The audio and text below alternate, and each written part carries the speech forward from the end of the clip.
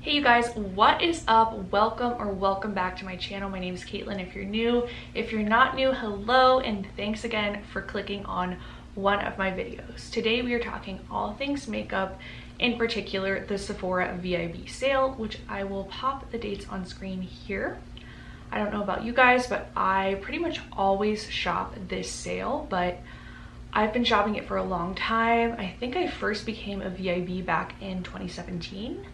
I'm definitely more in my like saving money era now. I'm trying to save up to be a homeowner, hopefully in the near future. So I don't want to go and waste my money on dumb products that are overpriced, that don't really work for me. And I'm sure if you guys are in a similar situation, you also don't want to waste your hard-earned money. You don't want to listen to some influencer online that is trying to sell you products just to make money off of you by using their affiliate link. So we're not doing that here on this channel. I don't use affiliate links. I'm just giving you guys my real and honest opinions about which products I think will actually help you save money in the long run, because you know, they might be super long wearing, they might be a better size value in comparison to something at the drugstore. Whatever it is, I will give you my honest recommendations here. So without any further ado, let's get into this week's video. I might be wearing the same outfit I wore the last time I uploaded a video. Sue me, I really like this outfit. I think it's cute. We're also going no notes, just vibes. I am raw dogging this video because that's how much I love makeup, and I just want my opinions to come through honestly. So we're gonna go category by category through makeup, hair, and some skincare and perfume. Flip around to different parts of the video if you know you're more interested in some of those other areas. They'll be coming up later on, but first we're gonna start with the makeup. I would have to say for foundation, I definitely recommend Estee Lauder Double Wear Foundation. I have very oily skin, so I like something matte, but I have tried a lot of matte foundations, both high-end, such as the Charlotte Tilbury Airbrush Flawless Foundation, and also a lot of different foundations at the drugstore by Maybelline, L'Oreal, ColourPop, and so on. And I have to say that there is such a thing as a too matte foundation, even for someone with oily skin. And that's what I love so much about Estee Lauder Double Wear. I feel like it just lays on the skin so nicely. It covers up all of your blemishes, your rough patches, your redness, and it just makes your skin look so smooth, and it's super, super long wearing. It's great for special occasions and every day. I truly think it is worth the money, and that's something that I am constantly repurchasing from Sephora. On the other hand, I think another really affordable foundation product that they have is the Sephora Collection Foundation. I think that's also a great everyday foundation. It's also great if you want a little bit less full coverage. Foundations I would not buy is the Charlotte Tilbury Airbrush Flawless Foundation. I feel like that foundation is a lesser version of Estee Lauder Double Wear, so I wouldn't buy that. Moving on to concealer, I definitely recommend the Too Faced Born This Way concealer. That's my favorite concealer. I've been using that for years. Again, it's got a matte finish, but it's not super drying. I also feel like it really brightens up the under eye, and it holds eyeshadow really nicely, so it's a great base for the under eye. I also do like the Sephora Collection concealer. Again, it's pretty similar to the foundation, kind of more liquidy, but it does last really long, and I feel like you can make it more matte if you add some setting powder to it. A concealer I wouldn't buy is Rare Beauty.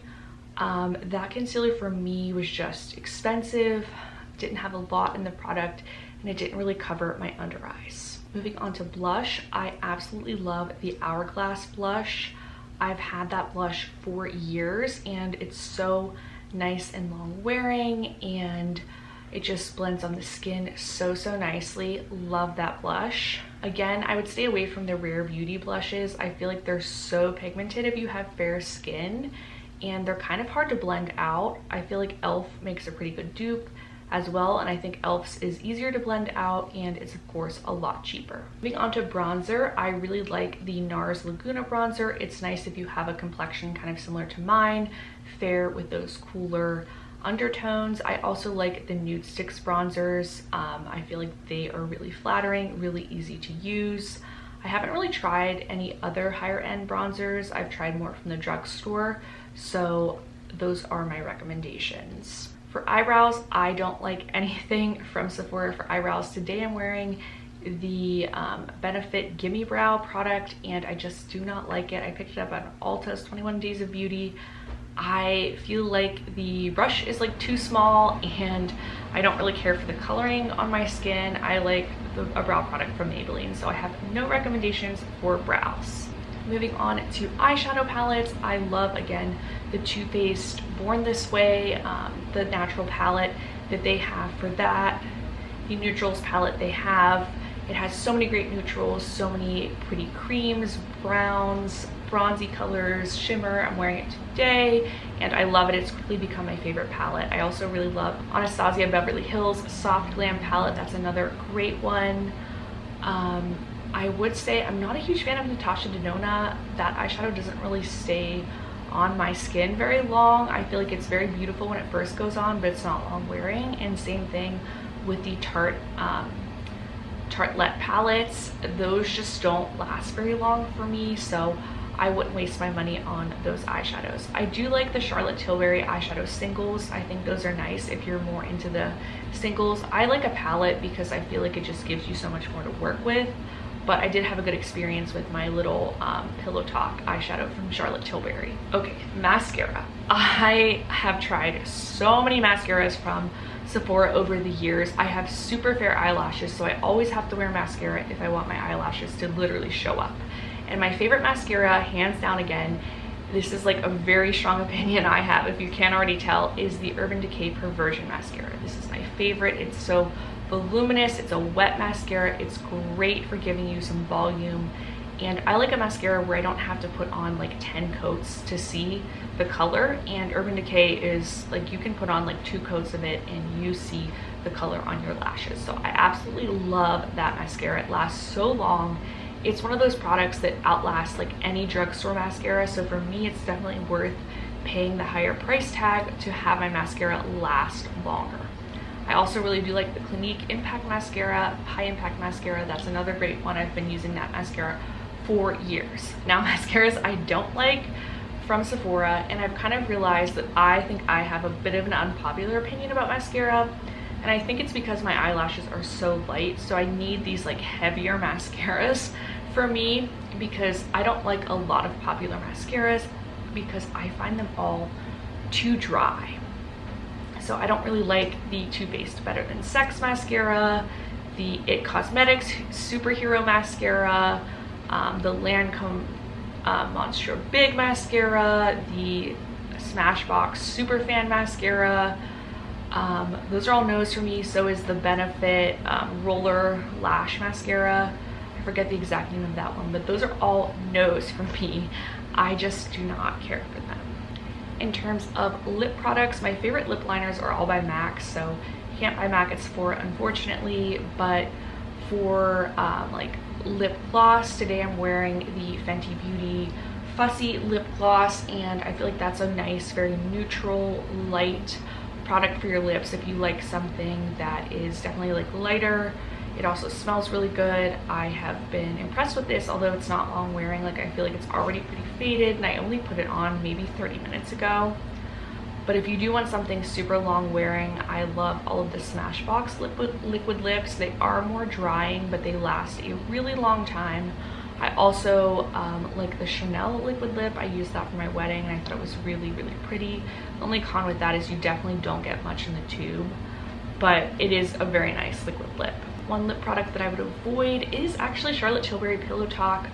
I've heard a lot of people that have fair skin on TikTok also say this, that they don't think the shade is that flattering on them, and I agree.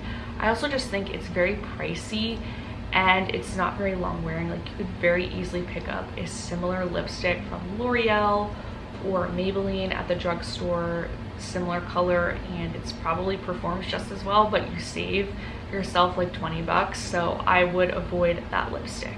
I also do love the Laneige lip mask. I swear by that. I've been using that probably for the last like 3 or 4 years every single day, and I love them because, again, I think you get a lot of product and they last me like 3 months and I use them every day, so I think that's definitely worth it. For hair products, I love higher end shampoos. As someone that has oily hair, I find that more expensive shampoos with better ingredients really do make a difference for my hair. And I have probably not bought a drugstore shampoo since last summer, and I've noticed that my hair is just so much less greasy without all of that silicone and wax that are commonly found in drugstore shampoos. So again, shampoo is something that I'm willing to pay more money for. So I really like the Way shampoo for fine hair. That's a great one. I love Briogeo. I love the green shampoo that they have. I also love Verb Ghost shampoo, and I've newly discovered Divi volumizing shampoo. I'm not sure if Divi is sold at Sephora because I picked it up at Ulta, but if it is, definitely pick up Divi because that's probably like my favorite one out of all of those. I love Way for how it smells, but I feel like Divi is actually the shampoo that makes my hair look the best. It really doesn't weigh my hair down at all.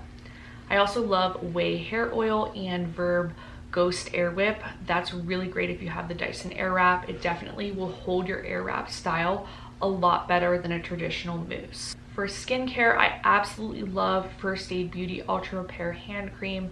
There is no better lotion for dry skin, for eczema. I use their lotion like everywhere. Again, it's more expensive, but it's so good.